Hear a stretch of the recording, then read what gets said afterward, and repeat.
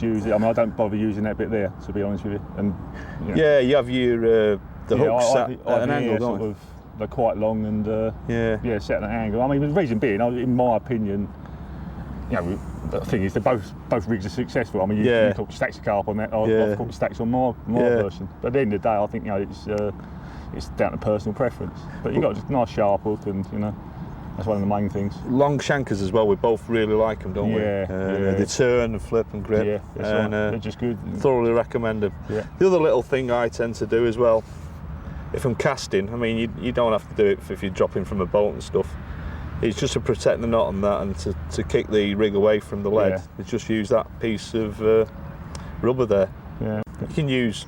What is it? I mean, what rubber is it? Just a bit of silicone or...? You can use silicone, like 1.5 mil, just so it fits tight on the end of the swivel, on the eye. And or else, I used to get these off Dan Fairbrass. That's the shop leader's sleeves. Just goes down the middle. I cut the bead off the end and just use that piece. It's it fits perfectly well. Yeah. And never get tangles. It seems to kick the hook length away from the lead every time. Yeah. So you just change over to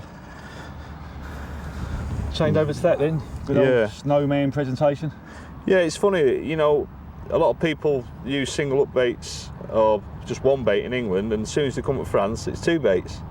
And I've done the same myself, I'm a great lover of two baits. I mean, the thing is, when you think about it, it's a bit like, I can remember when I was first using double baits, to me it was a little bit like a new rig, because it's a different feeling inside. I mean, carp hasn't got hands, it can't pick up it and have a feel, but it's got to suck it into its mouth, and two baits must be a different feeling than just a single bait, and just sort of a little moment confusion, and it's harder for them to spit out on it. I mean, these French fish and some of the European fish have massive mouths on them. So it's just more of a mouthful for them. So same sort of thing, so a little pop up there, and same long shank hook and hook limpets here and everything.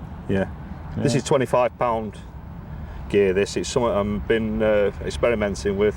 That I've sourced myself. It's very nice stuff. Dynamico. And it's quite simple but very effective. And that's what the big fella came on. Yeah, that's it. So nothing fancy, but strong and efficient, But now I'm on a float. It's quite interesting. I like a bit of the old float fishing. There's nothing like sort of sitting there when you're stalking, just watching the float. I know you can sort of, some people just plop it in on the bottom. But to me, there's something a little bit special about floats. But these are ever so good. These lock slide floats. I mean, actually. Who makes them then? I've not seen them before. Dave Thomas. Right. But this is the actual one, if I can get him untangled. Well, I actually broke it, but it still works. I mean, a lot of people throw that away, wouldn't they? I'm not tight, but it still works the same. It just hasn't got a red top, that's all. But basically what you do, you cast it in. That's like a non-toxic weight of about half ounce. It's like a big Olivet, isn't it? That goes down to the bottom, obviously. And you sink your main line, and that just rides up to the surface. Right. And once it's on the surface, it just locks in position. Do you have to keep a tight line to lock it? Initially, yeah, initially.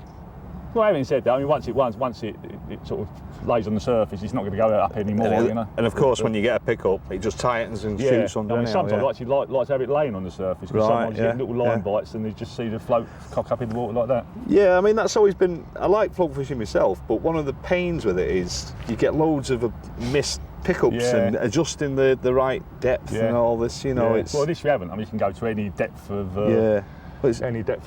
lake and Bob's your uncle. You just cast it in there and it'll pop to the surface. You could fish in 20 feet of water easily. It's dead handy with surface fishing. I mean, one sort of important thing though is you've got to have enough weight. Like if you have too thick a line, the float has sort of difficulty sort of riding up it. I mean, I think this is 12-pound line, which is about ideal, And a lot of the 12-pound lines we use nowadays break well above that. Well above what they're actually stated. But just normal hook length, just single boilie. Again, long shanked hook. I think it's a Camasan B175, my old favourite for years. And I just use a simple knotless knot. And both of us don't like the bait sat really close to the hook, do we? No, I always think. I think if you got your bait too tight to the hook, I mean, when you think about it, when we was first using air rigs, blimey, that bait would be there, wouldn't it? It was. But I always think, if the bait's too tight to the hook, when the fish blows it out, the hook turns over and goes out bend first. Whereas I if agree. it's, I think if it's a little bit longer, there's a bit of freedom there anyway. Separation. Go out and the hook just drops down in the bottom. Yeah. But I'll tell you what I like for this.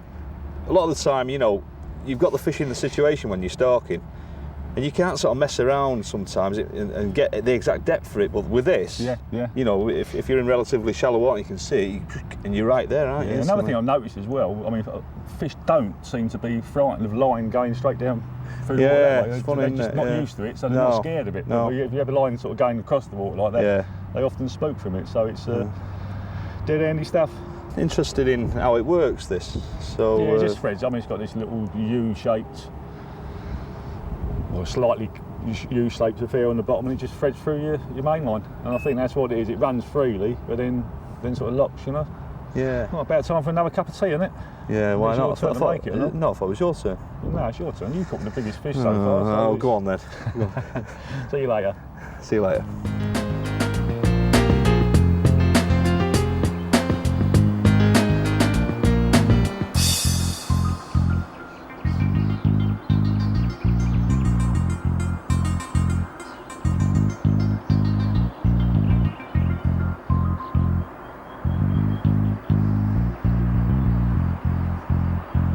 Right, it's day 2 now, and day 2 started very much like day 1 finished. Yeah, it's bizarrely, wasn't it? You had that big fish. Frank had that big old fish, and after that, the talking point was a lever, wasn't it? And yeah, well, what happened was Luke was telling us that there's a big leather in here, and he showed us some shots of it, and he said, "I'm worried. It's not been out for a long time." Yeah.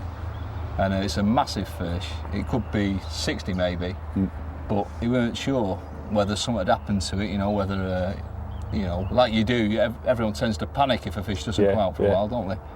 So we were talking about it, and the last thing on your mind after having a big one, that's right, is sort of another one that's gone on the missing list. Well, I really thought. When I can remember Luke saying it, I can remember thinking to myself, I'm going to hunt down that fish tomorrow. I'm going to really hunt it down tomorrow. I'm going to find him, And you know something, mate? I really, really, with all my heart, wanted you to start that or have it. Yeah.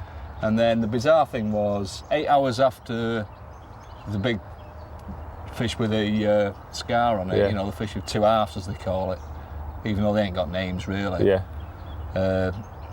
We'd had a bit of a celebration, haven't we? Yeah, to say the least. We had a drop of wine and whatever, like you would. I mean, it's personal best carp for you, Frank. Nothing wrong with that. We're just human beings after all. It was great. It was a great moment in my life, and it was. I know it was. Yeah, I know it was. Yeah, I was euphoric, and after all these years of trying and that, and then me, you, Len, and Luke had a bit of a party, didn't we? We went to bed at 3:30 in the morning, and I get a screaming run. I come charging out, looking like a Jap sniper, and I thought, Len, I'm in here, and you were knocking out the Zeds. Yeah, I heard the buzzing, I heard the bite, but I must admit, I turned over in a sleepy bag and thought, I believe you saw. And anyway, I says, Len, come out in the boat, let's get this on film. It'd be interesting, And I just thought it'd be a small fish. We went out there and, let's go and see what happens.